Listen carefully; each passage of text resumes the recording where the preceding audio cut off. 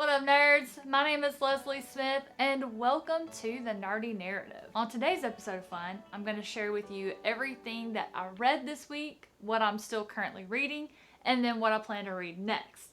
First, I would love to share with you a few announcements. Tomorrow night over on Nikki's channel, which is called Dark Between Pages, link will be in the description box down below, there will be a live stream with a few of us booktubers and the author Daniel Barnett, who is currently writing the Nightmareland Chronicles, which I absolutely adore. So if you're looking for something to do tomorrow evening, come join us over there as we talk with Daniel and get to know a little bit more about him and possibly pick his brain about what is to come in the Nightmareland Chronicles. May 2nd, here on my channel, I will have a live stream where we will be discussing The Last Argument of Kings, but basically the entire First Law trilogy as a whole, and that is a read-along that I did with Yolene Reads. Steve talks about books and stuff, Stacy's all booked, and then Joanna is going to special guest with us as well. If that is a series that you have read and loved and you would like to come hear us chat about it, that will be May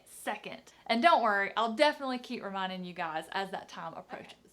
Well, that takes care of all of our announcements. Let's get into what I read last week. I did finish volumes 9 through 12 of the comic book series Chew. This was such a fun comic book to read. If you've missed my other weekly updates, what happens is bird flu hits, knocks out, I want to say 16 million Americans, 123 people worldwide. Chicken is doomed. So if you love chicken, this is your own personal hell right here. But it's so funny. These guys are just magic together. John Layman wrote a fantastic story. He did the story writing and the lettering. Rob Guillory did the drawing and the coloring. They just absolutely worked magic together with this series. It's definitely on the darker end of the spectrum as far as humor. It does have some gore in it. There is some cannibalism, but there is also so many hilarious pop culture references made throughout that it is absolutely hilarious. Now, there was a few times that I was like, oh, I don't, is there anything in that pain that I really need to make sure that I don't miss? But it was good. I am so glad that I read it. For a comic, I was a little bit surprised at how well the characters were developed. I fell in love with several characters, and John Layman's not afraid to smoke a few folks out of the story. I really kind of found that I enjoyed it, even though he got rid of a couple of them that I really liked. While I'm not happy about it, I have to admire his ability to tell a fantastic story and do what needs to be done. As always, when it comes to picture books, this is a buddy read that I did with Una from the Codex Cantina. We do have a vlog that we filmed while reading this series, just like the one we did for Nailbiter. That will be coming out soon. I will definitely share that with you as soon as I have that info. The next book that I completed this week is The Least of My Scars by Stephen Graham Jones.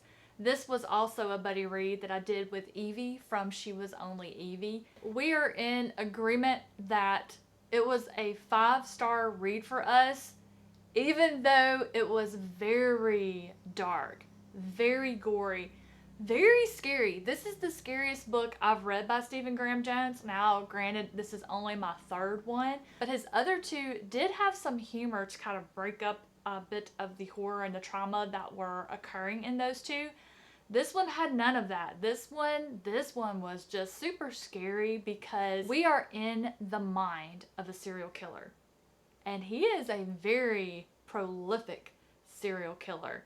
And it's so realistic. It made so much sense. His thought process, how he went about what he did, it just made sense, which was very scary. And with this one, just like the other 2, the way that Stephen Graham Jones writes his stories and how he brings them about, just the journey, he gets me every time. They're all so different. This prose, this writing style, completely different than My Heart is a Chainsaw and The Only Good Indians. I couldn't even tell that it was the same author except for how genius this story is. Highly recommend it. Highly recommend it. But it is a bit dark. Like it is scary. This is one of the scariest books I've read because it felt like a true crime. I wouldn't even read it when I was home alone. That's how bad it was. I read the first 3 chapters while Chris was at work, and I put it down and I told Evie, I said, I can't read this anymore. I'll have to wait until Chris gets home from work. I don't want to be by myself when I read this book. And then the next book that I read this week, I read on my Kindle. I have the e-arc for City of Blood, which is the 5th book in the Nightmareland Chronicles by Daniel Barnett. And I told Daniel I really wanted to savor this one because it's going to be a little while before we get volume 6. So I told him I'm just going to read a little bit before bed each night. I'm going to savor it and just enjoy it, prolong the experience. That only lasted a couple of nights. It's so good. Daniel Barnett is just an amazing writer. His prose is just beautiful. He writes so well. He is just one of those, I have said it so many times, I continue to say it, can write so much with so few words. I don't know how he does it, but he makes this post-apocalyptic series just seem poetic. It's beautiful, even though the things that are happening are just nightmarish. Except for, there was a section, like a little paragraph, about spiders. Daniel knows how I feel about spiders. And he did warn me. He told me. He put a little picture of that paragraph on Twitter as a sneak peek into the book. I was just like, why? Can't we just have one horror story that doesn't involve spiders? Just one. But what I didn't know was that section was right at the beginning. It's late one night. I'm like, I'm just going to read the first chapter or 2 before I go to bed. Well, guess what was in that first chapter or 2? That dang spider part. Guess what I dreamed about that night? I did finish it in a few days. I absolutely loved it. There was something really big in this one. I'm dying to talk about it with somebody. I know a lot of you all out there have read the first 4 volumes. I'm going to need you to get your hands on that 5th one and read it. I need to talk about it with somebody. There is something that I need to share that we will all want to share together because it is just absolutely mind-blowing. So I am still working on The Last Argument of Kings, which is book 3 in the First Law trilogy by Joe Abercrombie. This is a fantastic trilogy. I have enjoyed every bit of it. This is the last one in the series, so a lot of things that I have been looking for in the first 2 books, I knew had to happen in this book. And some of them happened right away, so I've been able to enjoy those things throughout. I'm only about, I think I'm 18 chapters in. I am really liking what's happening so far. There have been some really crazy things that I did not see coming. So there was something that happened with a character that really knocked my socks off. It's really kind of funny. Never saw it coming in a million years. I actually felt that this character was kind of a throwaway character. I felt they had no purpose except that they were going to be used to maybe illustrate something big or start something big, like with their death or something.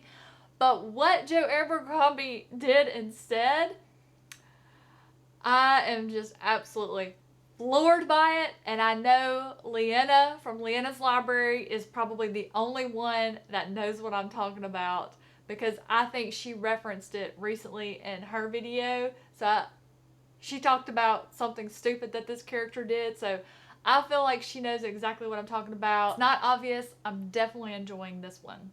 My other current read right now is Morning Star by Pierce Brown. This is the last book in the first trilogy of the Red Rising series. I'm almost done. I'm almost done. I am about 65% of the way done. I got up early this morning and read for about an hour and a half in Morningstar, and so many things happened. I had a very difficult time putting it down, but I promised myself, just go get your filming done, get that knocked out, and then I was gonna sit down and finish it. So I can't wait. So let's keep moving. And then my final book that I'm still currently reading, I am reading on my Kindle. That is Winds of Strife by U.G. Gutman. This book, I haven't gotten very far into it yet, but what I've read, I really like. The prologue snapped me into this story immediately. I don't really know what it is about. I know that there are female witches that there seems to be, the king is trying to stamp them out. The magic system is unlike anything I have ever read. I'm very interested in it. From what I've read, it seems that the wielder is able to harness emotions and use them to do different things. But like I said, I'm early on, so I'm still learning about it, but I'm very interested because I love anything to do with witches. There are male magic users, but it seems that they're just out to wipe out the female ones. But that's all I've read so far. I've got a long way to go. I'll keep you guys updated as I make my way through. So as far as what I plan to read next, with the goal being to finish Morningstar this evening, and just depending on how long that takes, the next book that I will be starting is The Atlantis Gene by A.G. Riddle. This is my very first book to read by A.G. Riddle, so I'm really excited to experience a new author. And I'm doing it again because this is a patron pick for me for the month of April. I'm also going to get to buddy read it with my friend Michael Nipp. He's not read this particular trilogy by A.G. Riddle, but he's read several other books that he really enjoyed.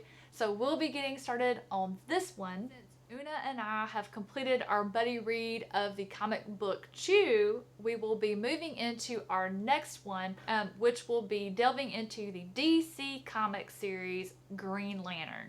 We're going to start with Rebirth. I think we're just reading this section of this comic series that is written by Jeff Johns, which starts with Rebirth and goes all the way through The Blackest Night. So I'll be delving into that comic series with my very first cup of coffee first thing in the morning. And this particular comic series is actually a buddy read with not just Una and I, Crypto and Ramsey from Rajathan are joining us, so I am really excited to have those two in to discuss this comic as we go. Maybe we'll actually get Crypto to read more manga and comics with us. We'll see how this goes. And that will take care of this week's reading wrap up. Everything I read, what I'm still reading, what I plan to read next. Guys, what did you read this week? What was your favorite read or something you're currently reading that you want to share with me about? You know, I mentioned A.G. Riddle is a new to me author. Have you read A.G. Riddle? Do you like him? What's your favorite book by him if you have read something? Hit me up in those comments down below, guys. Thank you so much for joining me today. I hope you have had a wonderful start to your day. I hope the rest of your day is absolutely amazing. Have a wonderful weekend, and I'll see you soon.